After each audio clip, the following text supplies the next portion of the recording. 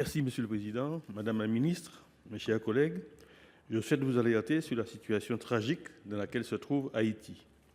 En effet, selon la coordination nationale chargée de la sécurité alimentaire en Haïti, près de 5 millions de personnes, soit presque la moitié de la population, sont en insécurité alimentaire.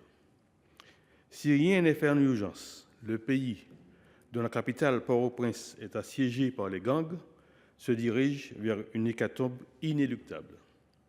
Il s'avère que depuis le mois de février 2024, la situation en Haïti est devenue insurrectionnelle. Les bandes criminelles qui contrôlent presque tous les quartiers de Port-au-Prince s'en prennent à la population ainsi qu'aux sites stratégiques du pays.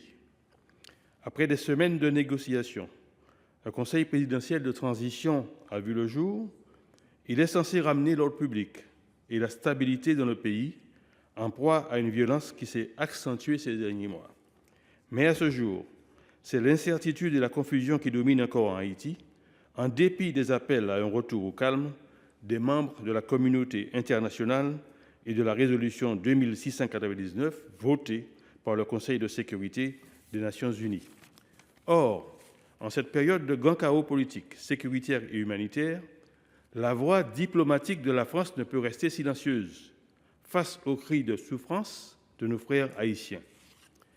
Notre pays a, depuis plus de 2 siècles, une dette historique envers ce peuple martyr, dont elle a exigé le paiement d'une indemnité massive de 150 millions de francs or en échange de la reconnaissance de son indépendance, alors que les colons esclavagistes ont été dédommagés pour la perte de leur matériel humain esclave.